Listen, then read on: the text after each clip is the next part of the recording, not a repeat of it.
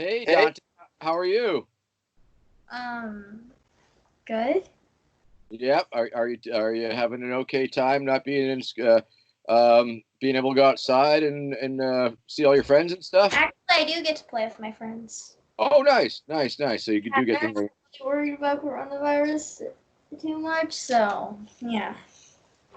Right. Cool. Well, feel free to ask me anything whenever you like. Whenever you want to get this interview started. Um, well, I was actually surprised you were able to do this interview so soon because you are running for president too. So yeah. Well, there is that. But, you would be surprised at because I have my campaign staff and my campaign team and people doing a lot of work on my campaign for me. I do have a little bit of time that I can just do other things. Okay then. Uh, I am seriously just confused why my dad has so many statues of um people in his room, and I'm like, I don't even know the names of them. I think one of them's George Washington or something. Yes, the first president of America, indeed. Yes. So you do know who he is then. It looks like him, but it might be Madison, Ah, okay.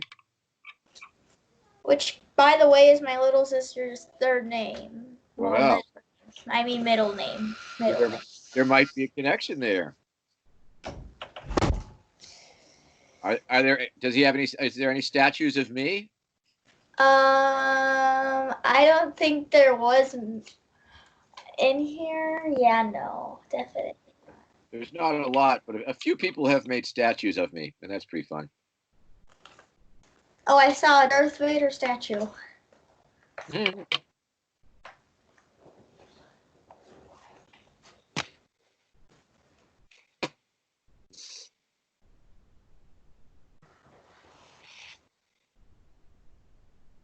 Whoops. All right, won't be doing that. Okay. Okay, it's be silly me. The doorbell's gonna ring in like 3 seconds from now. What is? The doorbell. Someone is bringing mail to the house. Ah, Oh, it's knock, not a doorbell thing. knock knock. Who's there?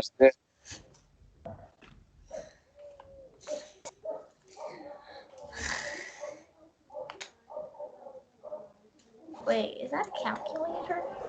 This calculator looks like it's broken, but it's not. It I works.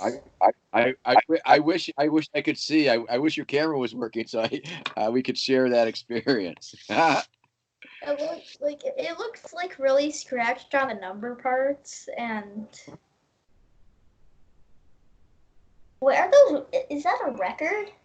We don't have a record player, so we can't really play that. Mm. are are you just looking at stuff in your dad's room instead of interviewing me?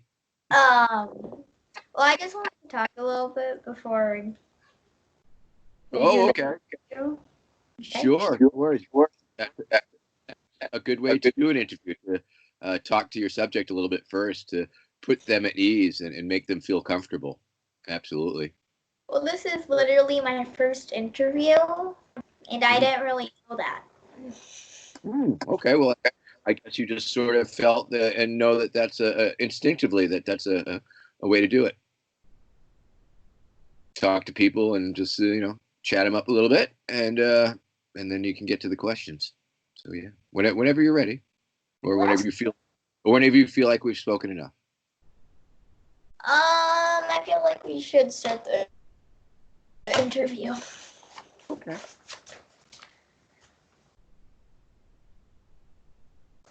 Okay. So this is a question I would definitely ask you, and that's the first question on my list. Okay. Okay. So you're talking about like a pony being like a policy to like go to a store, you have to have the pony with you everywhere you go? Well, yes, theoretically, it would indeed be a Oh, identification card. Yeah, okay. So, but the pony is a living thing. So what correct.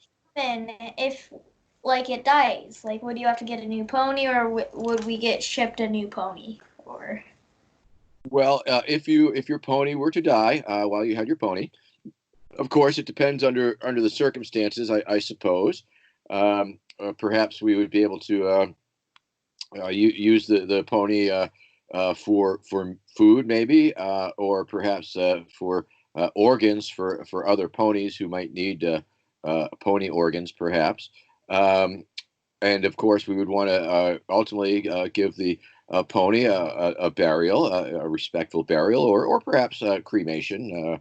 well, it Um, could be your pony that helps you get like food and stuff. So yeah, right. I we mean, that so would for makes a lot of sense. now, if your pony, before we could get you a new pony, you might have to carry around your old dead pony for a little while. Do you, do you think that would be a problem? What? Because Okay, I think we might be to need to bring our wheelbarrow wherever we go. right. Well, Yeah. that's the beautiful thing about a pony-based economy is because we'll all have our ponies, and some people are going to be too big to ride the pony, and so a lot of people will have pony carts, and the pony will like pull the cart, and so if your pony were to die for a little while until you filled out all the right forms and got your new one, you might have to put your pony in the cart that you were in, and then you have to pull your deceased pony. And I think that's fair because your pony did a lot of work for you and stuff. So why Yeah. not? Yeah. Do some work for the pony and bring him to the vet and see what's wrong with him. Oh yeah, and maybe if we have the zombie technology, we could even bring your pony back from the dead and turn it into a zombie pony. Well, as long as it doesn't start a zombie apocalypse. Right, right, right. No, I think zombie ponies are probably pretty nice. We'll see though. We're going to find out for sure. Well, if you actually do become president. Yes. Hmm. Yes. Um. So, how long would it take to engineer a time traveler with the zombies? And why not use someone like if you're gonna use them on a hamster wheel? Why not use like someone who's like very fast? Hmm. Well, And some zombies are some zombies are pretty fast, depending on which movie you watch. Um, and of course, if you used a living person to do that, they would probably get really tired. You could only do that for so long, whereas the zombies aren't even alive, and so they would and they'd be just like going after those brains dangled in front of them. And of course, we want to scale it up. We want to make it bigger so that the zombies can make fill a whole power plant. And that will require a lot of zombies and I've drawn some pictures and my friends have drawn pictures and it's like they're on harnesses and they're sort of hanging there above right above the treadmill and their feet sort of touch the treadmill and then we use electric shocks to make them all go at the same time and yeah. And what was the first part of the question? um, well, could you actually engineer it? Wait, no, not that. That's a different question. Oh, Sorry. okay. All right, sure, no worries. Okay. How long would it probably take? Like decades, years, or Hmm. months or weeks? Well, it really depends, I suppose. I mean, if we would have to bring in the Department of Energy and decide that that's the way we want to power our power grid. I'm assuming that the energy, the electricity would be compatible. Obviously, a lot of people have solar power now, and so they are like they're putting energy into the grid, and then it comes back or somehow or something weird like that. So yeah, you could do that with a few zombies if you just needed a few zombies to run your house's electricity. Yeah, because the power grid itself is already exists. So that's the infrastructure is there, and so that part of the equation is not part of the problem. I mean that's like 90% of it is the grid, and it's just retrofitting connecting people's individual zombie units up to the grid in order to make it work. And so I believe that since it's being done with solar power, people have the solar panels, and that changes the sun into energy, and that gets put into the grid. I believe that for starters, the zombie turbines that might be in your basement or in a zombie shed, perhaps. I don't think it would take that long. I think maybe a few years to perfect it. Maybe even less. It's just a matter of creating the actual zombie wheel structures themselves. I believe the generators are they exist. They're pretty simple things that you just need something to turn the widget to get the whole thing going. Like some I don't know. Have you ever seen one of those? Well, it's like a windmill essentially. Where it's the wind is turning the pellets around, and that causes the generator inside that's turning the thing, and that creates the power. I don't know if you ever had a bicycle with some of them have like a little headlight, and it's a little thing that you turn down, and it touches your wheel, and as your bicycle wheels turns, it turns the little wheel on this little tiny generator, and that lights up the headlight. So it would be very similar to that, I think. So I think the technology is there.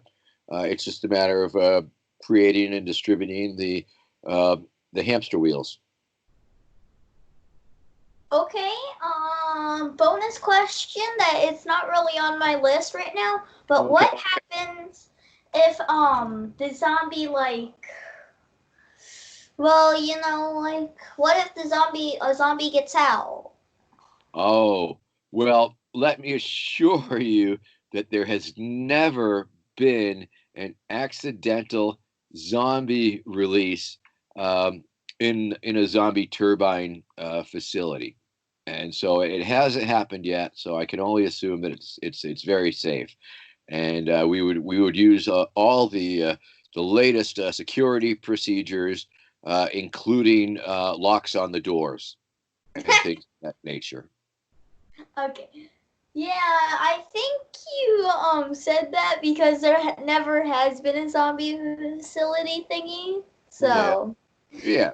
Obviously, it's safe. well, there's first time for everything if it I happens. suppose there is, and to be quite honest, in my book, I do address these issues. I Pony Blueprint for a New America, and yes, we do talk about a possible zombie breach, and but we learn from these things, and I do believe that technology will see us through, and all of our security protocols will certainly keep any zombie viruses in the lab where they belong. Thank you. Okay then, well then, what if the power goes out? Well, the power would never go out because the zombies are forever um, turning the wheels. Especially if had the power lines underground. Of course, the power lines being above ground and strung between the power poles, the wind they can get taken down in hurricanes or tornadoes, or they've even been uh, found to be out in California the power lines because they became old and cracked and whatever, it made sparks that caused wildfires. So yes, I mean I do say that the grid is essentially there, but of course we certainly have to upgrade the grid, and especially like some of those power lines because they're very old and unreliable. So, and that's essentially your weak point in the power outage. Um, so I don't think the zombies would know, and of course the electricity would stay on for them. Not that they need light; they could certainly continue in the dark. Um, But as I say, I believe that the use of the zombies for a power source is indeed a very sound principle and an idea, and the weak point is in the pre-existing power grid. Thank you. I'm Vermin Supreme. Okay then. But how would we get the zombies? Well, that's pretty simple. I mean, I know a lot of people are play a lot of those video games and the zombie games and see the zombie movies, and they think that when they think zombies and they want to get rid of a zombie or take make a zombie not chase them anymore, they will tend to want to hurt their head, shoot them in the head or something like that. Yeah, because the virus is in their head or something, like in The Walking Dead. Well, I think just because the brain keeps them moving, and if you and like our brains essentially send out all the signals that make us be able to do everything that we want to do, talk and breathe and move our hands and walk and all those things. And I think the theory is that the zombie population also relies on their brain pretty heavily. And I think if most of the zombie movies are correct, that may be true.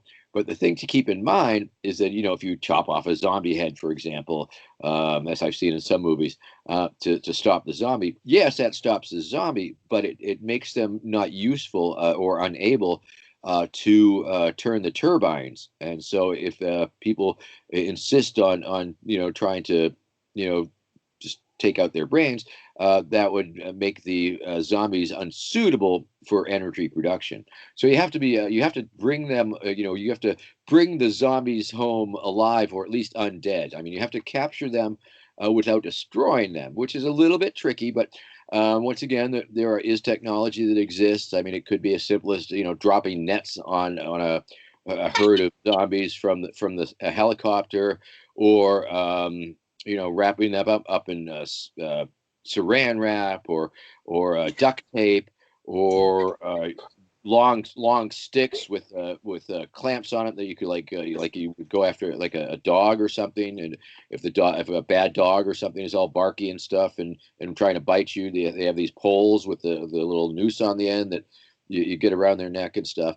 But that I think that probably the safest technology to do that would be dropping nets on them from above, and then we could just go in and bring them out one at a time and scoop them up. There's definitely other options, but those two come to mind. How do you believe? Do you have it? Tranquilizer darts. What? We could use tranquilizer darts to stun them. If we could find the proper zombie tranquilizer, we certainly could.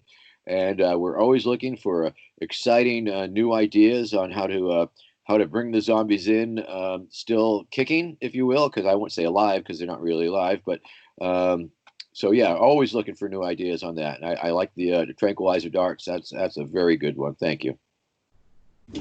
Okay.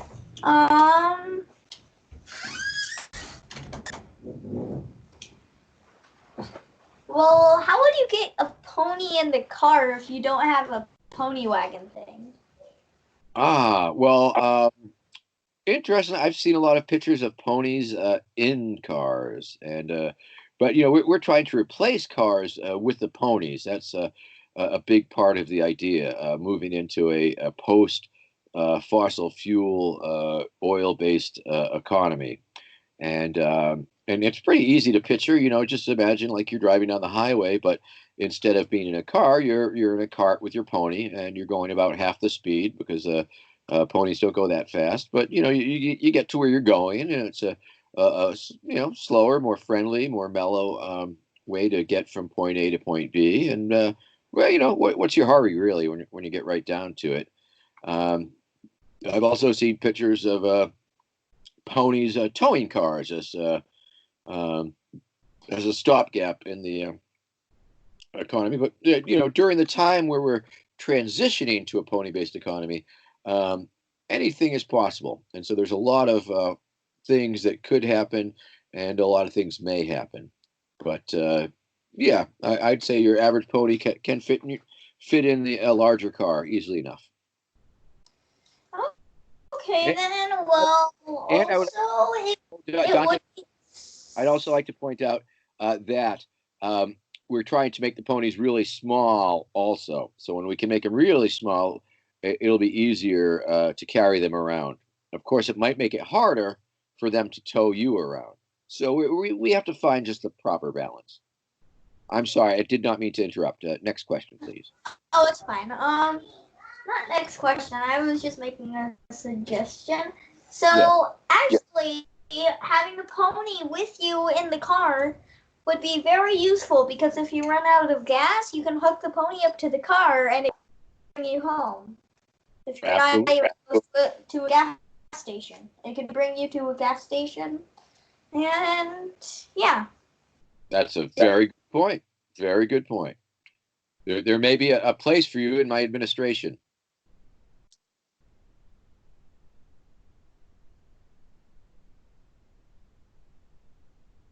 Okay, so if you don't have like a very big backyard that's like big enough for a pony, like how would you keep the pony in the household without making a mess everywhere? Well, maybe pony diapers, maybe. Or we could That's very funny. or maybe we could train the ponies to use toilets. Be another possibility. Or making making people's houses a little bit bigger so that they can have their pony room or a pony stable. If you have a garage could easily be a place where your ponies could be kept. Would make a suitable stable for people who live in the city. Either smaller ponies or, like I say, bigger apartments, or we could keep them on the roof. We could build like big pony corrals up on the roof in the cities. That would also make a lot of Phoenix. I'm trying to interview someone right now, but that would also make a lot of noise when you're like trying to do homework and stuff like that. Well, maybe just underneath, maybe in the apartment underneath the ponies, maybe. But we would plant grass, and so they would walk softly. And there's always earplugs, I guess, and noise canceling white noise devices, and yes, and people who had to do homework, they could do it like on the lower floors, maybe. Okay. But Good question. Next question. Great question. What if the pony runs away and you can't find it? Well, that would be a real problem, wouldn't it? I don't see it happening so much. I think that because your pony would like you so much that they probably would not want to run away from home. And I suspect it would probably just go out for a little bit of exercise and come right back, maybe. Yeah, and if you have a properly trained pony, it would probably just if you have a properly trained pony, about the last question, I just thought of this. If you train the pony like really good, maybe you can like tell it like a trick, like while you're doing homework, like a trick called like help, or like to like hand you a pencil if it breaks. Oh, sure. I think because the the law will say that you have to have your pony with you at all times. The pony doesn't have to have you with it at all times. So if you were at home, you could probably just send your pony off to the store, and he'd come back with whatever you ordered. Yeah, that would be a pretty cool trick too. Yeah, absolutely. Give him some money. Hey, go get me some chocolate from the store. Comes back with chocolate. Sure, I think so. Make sure that boat doesn't fly off your head and hit the phone or something. Oh no, it's pretty good. I can't see your eyes right now. Oh my. Okay. Can can you see the Can you see them now? Yes, I can. Oh, good. Um, just a question. I don't really know what ponies eat. So, what do ponies eat? Hey, I thought that was for horses. I like. Oh yeah, like this is actually a pretty good thing we should make if we're gonna do ponies for all. Like what if we make like pony food? Like like pony chow. Actually, yes. I mean, of course, ponies enjoy apples. They like alfalfa. They do eat hay. And my friends who do have ponies, they do have like a Purina style pony chow that they feed them every day. So yes, absolutely. I imagine there would be several types of pony chows available, and a sugar cube if they're really nice. If you're feeling really nice, you know that they love that sugar cube. And since you're going to brush their teeth anyway, I guess it's okay. Have you ever brushed a pony's teeth? second, and you can't find a cure, and it has to stay at home. Say that question again, please. Like, what if a pony is like really sick and Yeah. you need to go to the store really bad, Hmm. and the Yeah. pony's too sick to go anywhere? That's So a very interesting question. I suppose you'd want you'd want your pony to wear a mask, especially in this day and age. Um, you would probably want to get that's a your good idea. Pony masks. yes, for sure. Um, yeah, and if you had to get to the store, that might be an excuse. We might let that slide, in the case of an emergency. We wouldn't want your pony, get any other ponies sick or anything. So, well, if you couldn't find anybody to go there for you, or to find anybody to deliver it, or a store that delivered it, what you needed, um, you Which know, one? I mean, you might be able to be sneaky and borrow somebody's pony, but if the um, as long as you get pulled over, it would be okay, I guess.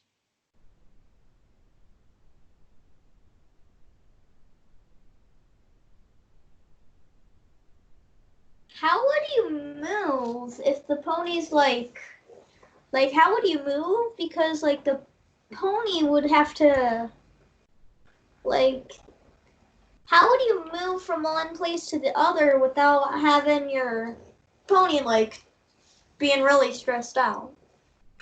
Oh, you mean like if you had to like move to another house or something Yeah. in the course of your life?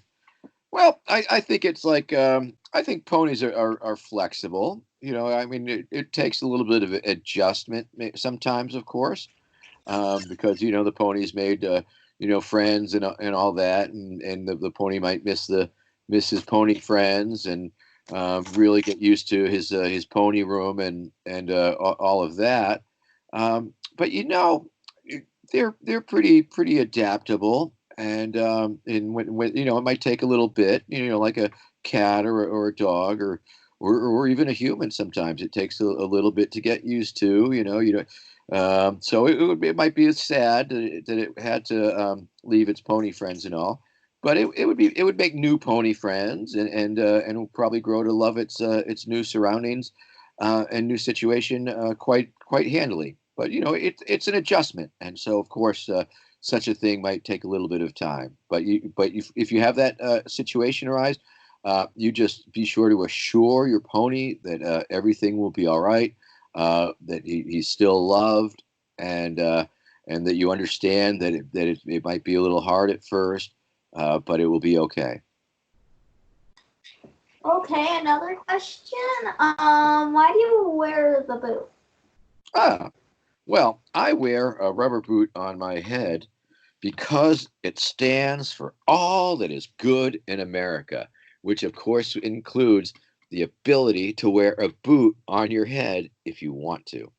And so it's a funny thing. I think people like it, and it has been like an advertising symbol for me in a way. And when people see somebody with a boot on their head, they pretty much know that it's either me or somebody who is supporting me, maybe.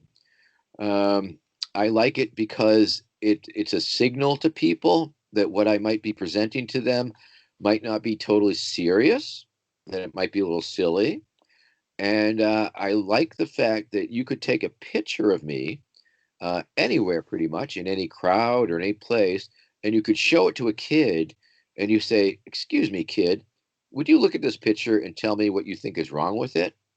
And that kid would more than likely say, "Oh, wait a minute, that guy has a boot on his head." And so it's just a way of me saying that that I'm all about things that might not be totally normal, and but I'm not afraid to be a little silly in order to talk my talk and get my message across.